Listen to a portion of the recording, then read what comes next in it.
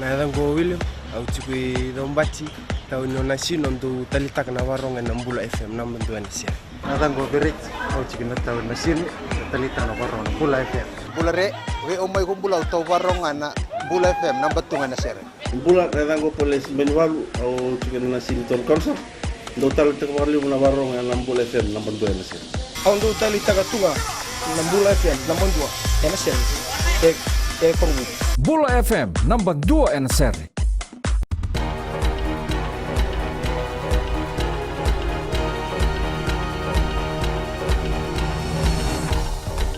Ni sambulu binaka se kwengo na bagaleleka ni nonde tukutuku na mbongende indai.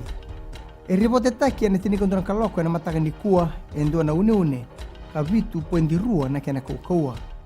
Na une ngo emani mbiukina endo na ibagaro ni uoloka ena bemba ravi ena nanda bonua kangela beti ni otiendo binaka na yaua yado na unu ngo rauta ni tini na kilomita ena ruku ningele toka na utu ne unu ngo rauta ni runan rau ruasanga bulu na kilomita ena muira ke vunisea kandavu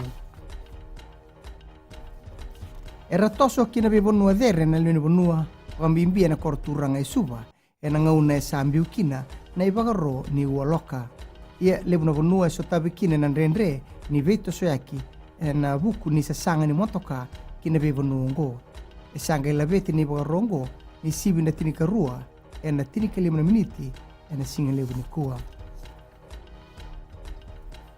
e laure ni tumbu sartiko na sauni ya ni buli ni bagato batani kine be ambak saoti era bagaritaka e bunga na taukini bisnisi ni tumbu na isawongo na yayaongo ena buku ni beka e lago durumi ena ambak saoti ia sabe bagasalataki na matambosi ni Consumer Council beke muni na ndo boli muni na ganga rauni ena beka ni bulia ena ngauno oso pakaongo kinagito sa tiko na bonua ena daga kina o Gareth Bieber ena buku ni beka me bagabinataki ni bera na satsot ni Wellington Sevens ena mo ni bulongo Boy salamuriti ngana non na boy doro beba ne matai ni nona baku ko yango ke ira na dorobo.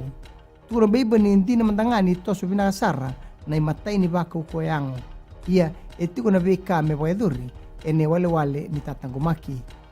Piti eto mbata kina timi ni South Africa Australia ke chabani ena sotsota ni Wellington Sevens. Rauni na saraba na sotsotongo ena FBC TV. May bekir na paglileka ni nonde tukutuku. Rauni na sema na Mbula FM kin Radio Fiji 1. Ni pagdating binaka.